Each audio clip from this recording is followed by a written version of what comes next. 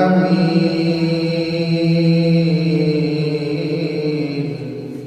মুস্তাফা মাজাইল্লাহ রাহমাতাল লিল আলামিন আল্লাহু আল্লাহু কি যে মধুর নাম সবাই বলেন আল্লাহু আল্লাহু কি যে মধুর নাম চাঁদ সিতারা শত সমুদ্র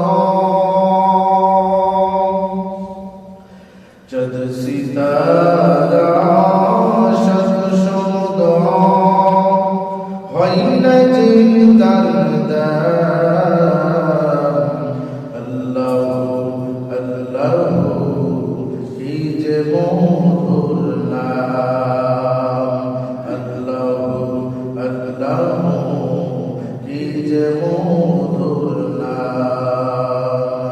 দুনিয়া में जो कुछ है दुनिया में जो कुछ है सबसे बेहतर उसकी नाम अल्लाहु अल्लाहु की जे मधुर नाम अल्लाहु अल्लाहु की जे मधुर नाम अल्हम्दुलिल्लाह আল্লাহ সুবহানাহু ওয়া তাআলার দরবারে অসংখ্য অগণিত শুকর যে আল্লাহ সুবহানাহু ওয়া তাআলা আমাদের সকলকে গুনাহ ধরা সমাজ থেকে যাচাই করে বাছাই করে সাইয়্যিদুল আইয়াম মুশাদ্দিদের সরদার সেই মহান আল্লাহ রাব্বুল আলামিন যিনি সমস্ত মৎস্যকুল পক্ষীকুল আল্লাহ সুবহানাহু ওয়া তাআলার সৃষ্টি সমস্ত মাখলুকাতের মধ্যে যিনি নির্দিষ্ট সময়ে নির্দিষ্ট হালাতে প্রত্যেকটা মাখলুকের জন্য রিজিক সরবরাহ করে থাকেন।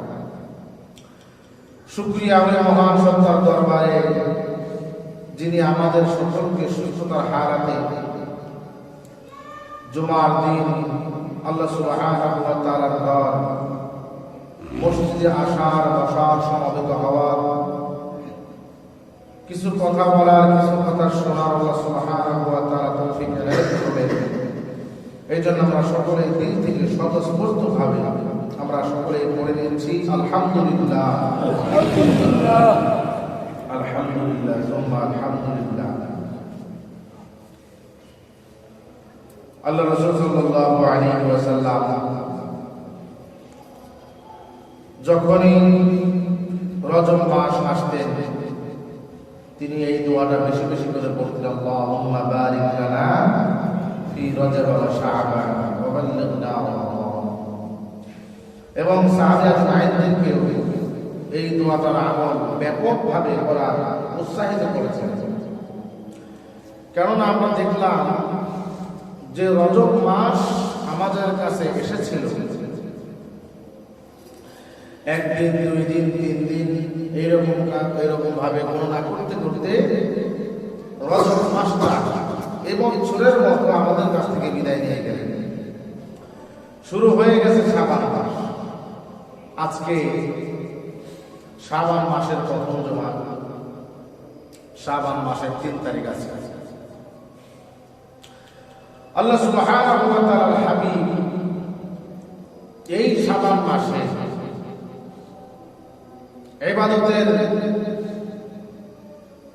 মূল্যায়নটা কেমন ভাবে দিতেন, ইবাদত কিভাবে করতেন, তিনি কি ধারাবাহিকভাবে ইবাদত করতেন নাকি কোনো মাসকে উপেক্ষা করে এই আমলিয়াতের মধ্যে বাড়াইতেন? যদি আমরা ইতিহাসের পাতায় চোখ রাখি তাহলে আমরা দেখতে পাই যে রাসূলুল্লাহ সাল্লাল্লাহু আলাইহি ওয়াসাল্লামের কাছে সবচাইতে মহত্ব এবং গুরুত্বপূর্ণ মহব্বতে আল্লাহ রাসূল সাল্লাল্লাহু আলাইহি ওয়াসাল্লামের হায়াতে জিন্দেগির মধ্যে যে মহা মূল্যবান সময় এবং দিন, সেটা হলো শবে মেরাজ। সুবহানাল্লাহ। কেন আমরা এই ইতিহাস টানছি? দীর্ঘ 1 মাস অতিবাহিত হয়ে গেল যে রাসূলুল্লাহ সাল্লাল্লাহু আলাইহি ওয়াসাল্লামকে আল্লাহ সুবহানাহু ওয়া তাআলার সান্নিধ্যে স্বয়ং আল্লাহ সুবহানাহু ওয়া তাআলা প্রস্তাব পাঠালেন যে আল্লাহ সুবহানাহু ওয়া তাআলার সাথে দিদার করতে হবে। কি করতে হবে? দিদার করতে হবে। আল্লাহ রাসূল সাল্লাল্লাহু আলাইহি ওয়াসাল্লাম এই মাসটাকে, এটাকে বর্তমান জামানায় বলা যায় স্বর্ণলক্ষিত একটা দিন, এই শবে মেরাজের। কারণ আল্লাহ রাসূল সাল্লাল্লাহু আলাইহি ওয়াসাল্লামকে এই শবে মেরাজে জান্নাত, জাহান্নাম, আযাবে মানুষের নিদর্শন, জান্নাতি মানুষের নিদর্শন, কে কিভাবে কাজ করলে, কিভাবে আমলিয়াতের মধ্যে নিজের জীবনটা গুজরাইতে পারলে সে কতটুকু সুখের মধ্যে থাকবে আর কতটুকু কষ্টের মধ্যে থাকবে, আল্লাহ সুবহানাহু ওয়া তাআলা ডিটেইলস রাসূল সাল্লাল্লাহু আলাইহি ওয়াসাল্লামকে এই শবে মেরাজে সেটা দেখিয়েছেন। সুবহানাল্লাহ। আর আমাদের পয়গম্বর বিশ্বনবী জনাবে মুহাম্মদুর রাসূলুল্লাহ সাল্লাল্লাহু আলাইহি ওয়াসাল্লাম একটা কথাকে গোপন রাখেন নাই। এমন হন নাই যে আল্লাহ সুবহানাহু ওয়া তাআলার পক্ষ থেকে জিবরাইল আলাইহিস সালামের মাধ্যমে রাসূলের কাছে কথা আসছে, কথার আংশিক প্রচার হয়েছে আর কথার আংশিক প্রচার হয় নাই, এরকম পাওয়া যায় না। কেননা আমরা গত সপ্তাহে হযরত আবু হুরায়রা রাদিয়াল্লাহু তাআলা আনহুর একটা হাদিস জানতেছিলাম, স্মরণ আছে কিনা? যে রাসূলুল্লাহ সাল্লাল্লাহু আলাইহি ওয়াসাল্লাম মজলিস থেকে উঠে একটি বাগানের মধ্যে যখন অতিবাহিত হয়ে প্রবেশ করলেন, আবু হুরায়রা রাদিয়াল্লাহু তাআলা আনহু চিন্তায় বিভোর যে রাসূল কিছু না বলেই চলে গেলেন, উঠে গেলেন, আমাদেরকে কিছু বললেন না, হয়তো আমাদের সাথে রাগ করছেন অথবা অন্য কোনো ইলান, অন্য কোনো পাত্র আসছে কিন্তু আমাদের কাছে না বলেই রাসূল কোথায় চলে যান। এই বর্তমান ভয়াবহ দিনের মধ্যে, অবস্থার মধ্যে আবু হুরায়রা রাদিয়াল্লাহু তাআলা আনহু সেটা দেখার জন্য রাসূলের কিছু কিছু ওই বাগানের পর্যন্ত পৌঁছালেন, যেখানে যেই বাগানের মধ্যে রাসূল প্রবেশ করেছেন। আবু হুরায়রা রাদিয়াল্লাহু তাআলা আনহু সাহাবী আজমাইনদের আদব আখলাক কেমন ছিল? রাসূল কারীম সাল্লাল্লাহু আলাইহি ওয়াসাল্লাম যিনি বলেছেন সাহাবী আজমাইনদেরকে যে তোমরা আমাকে নবী হিসেবে বিশ্বাস করো, কিন্তু একটা কথা মনে রাখিও যে আমি তোমাদের ভাইয়ের মতো। কিসের মতো? ভাইয়ের মতো। এই রাহমাতুল লিল আলামিন, যিনি সমগ্র দুনিয়াবাসীর জন্য রহমত ছিল, কিন্তু আল্লাহ রাসূল সাল্লাল্লাহু আলাইহি ওয়াসাল্লাম কখনো এই রকম ভাবে বাহাদুরি দিয়ে ঘুরে নাই যে আমার পিছনে আমার একজন সাথী ছিঁড়া কাপড়, ময়লাযুক্ত কাপড় পরে সুন্দর চেহারার অধিকারী না, এরকম একজন ব্যক্তি আমার পিছনে ঘুরবে, আমার স্ট্যাটাস নষ্ট হয়ে যাবে, এরকম আশঙ্কা চিন্তা ফিকির কখনো করেন নাই। সেই রাহমাতুল লিল আলামিন। কিন্তু বর্তমান জামানায় দেখা যায় আল্লাহ সুবহানাহু ওয়া তাআলার হাবিব আল উলামা ওয়ারাসাতুল আম্বিয়া, উলামায়ে কেরামদেরকে নবীদের ওয়ারিস করেছেন। এর দলিল আমরা সকলেই বুঝি জানি, কিন্তু আমাদের আখলাকটা এমন হয়ে গেছে যে কাকে কিরকম ভাবে মূল্যায়ন করতে হবে এটা আমাদের মাথায় থাকে।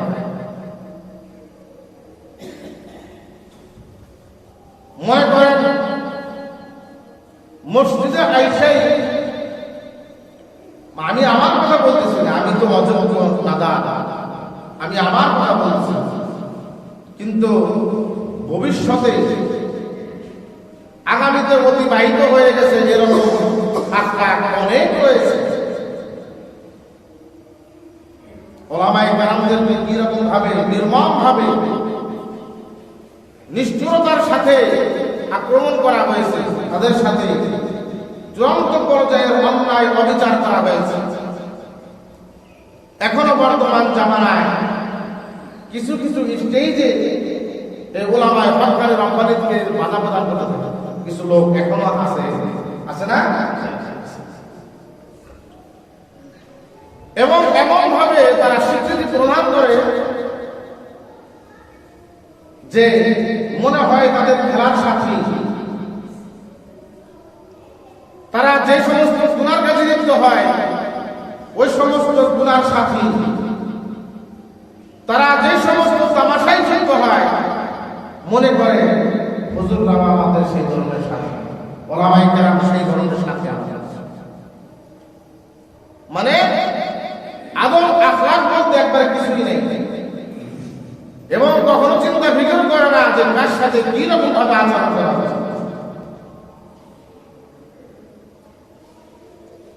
আল্লাহ সবাইকে হেদায়েত দান করেন, সকলে বলেন আমিন।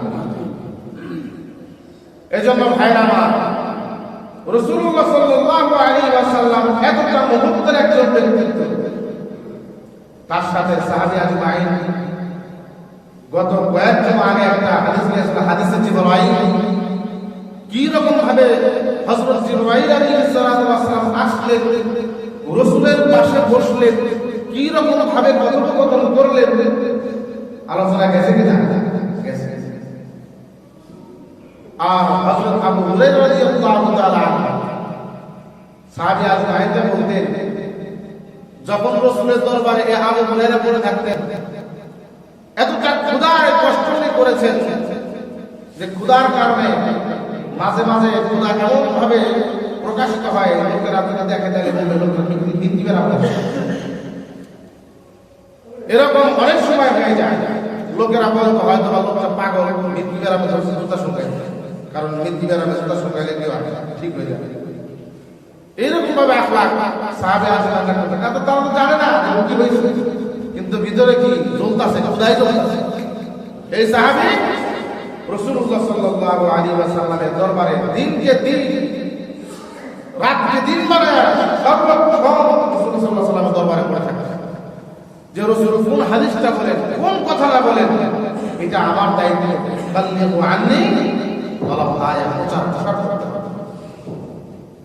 আখির নবী উম্মতের মধ্যে প্রচার করতে হবে, এইরকম ভাবে করে থাকে। তাহলে বলতেছিলাম এই আবু হুরায়রা রাদিয়াল্লাহু তাআলা আনহু রাসূলের জানের খতরার ভয় আপনার বাগানের মধ্যে প্রবেশ করছে, একটা সুরঙ্গ দিয়ে প্রবেশ করছে, কাঁটাযুক্ত হয়ে গেছে, ময়লাযুক্ত হয়ে গেছে শরীর। রাসূলুল্লাহ সাল্লাল্লাহু আলাইহি ওয়াসাল্লাম দেখে ভয় পেয়ে গেলেন যে এটা আমার কেমন।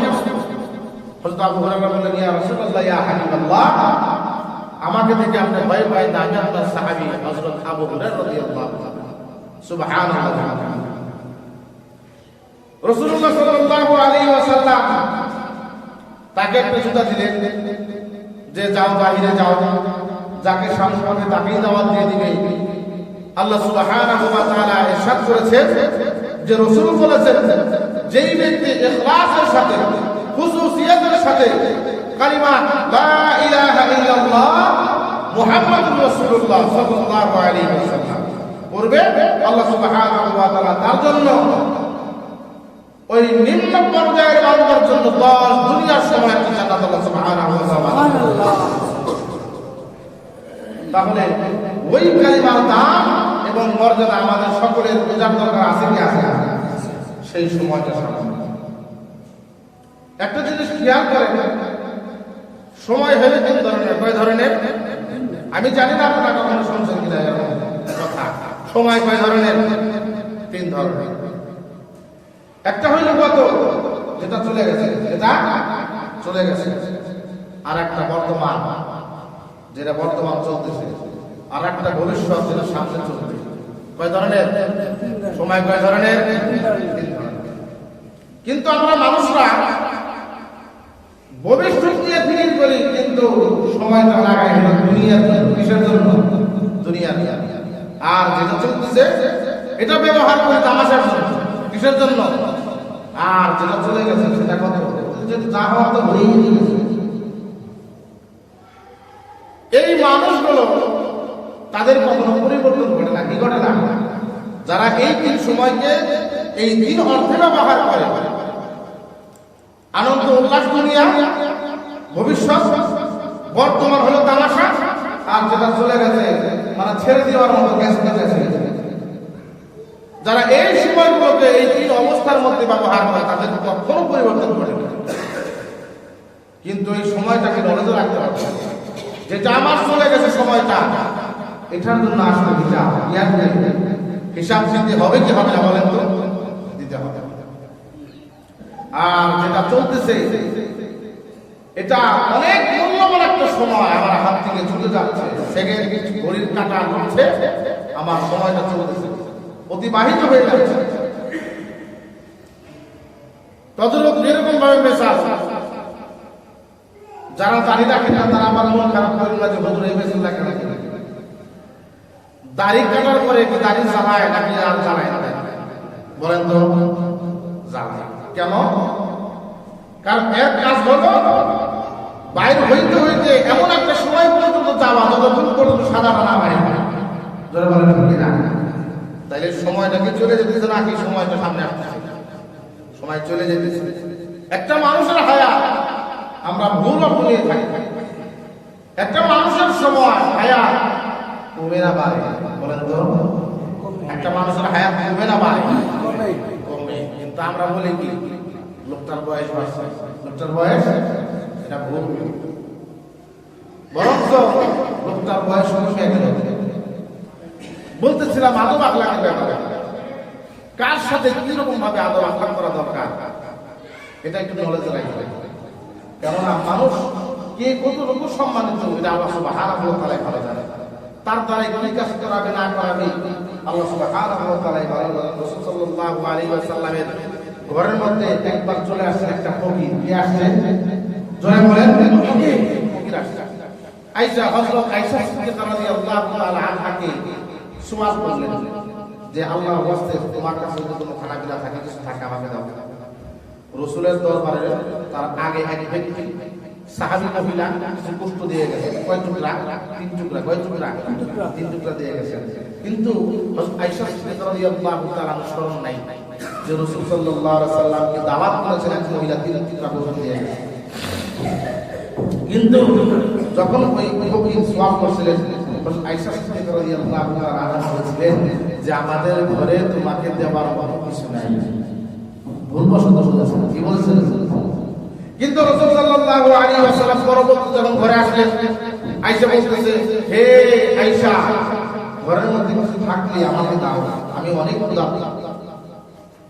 যখন আয়েশা সিদ্দিকা রাদিয়াল্লাহু তাআলা ওই সেকার মধ্যে খাসির মধ্যে হাত দিয়েছে, দেখেন কষ্ট আর নাই, এটা পাথর হয়ে গেছে। হয়ে গেছে, পাথর হয়ে গেছে। এই জন্য ভাইরা আমার, কার সাথে কিভাবে আচরণ করবেন, কার মুখ থেকে কার দিল থেকে কি কথা বাইর হবে এটা আপনি জানতে পারবেন না। দিল সে जो बात निकलती है आसर रखती है पर नहीं मगर बकवास रखती है। দিল থেকে যে কথাগুলো বাহির হয় এটা আল্লাহ তাআলার কাছে পৌঁছার জন্য কোনো ফেরেশতাও লাগে না, কোনো পর্দাও লাগে না। সুবহানাল্লাহ। এটা অটোমেটিক আল্লাহ সুবহানাহু ওয়া তাআলার দরবারে কোনো মনে করেন বাধা বিপত্তি ছাড়াই হয়ে যাবে। এই জন্য ভাইরা আমার, প্রত্যেকটা মানুষকে সম্মান করেন, জাতকে সম্মান করেন।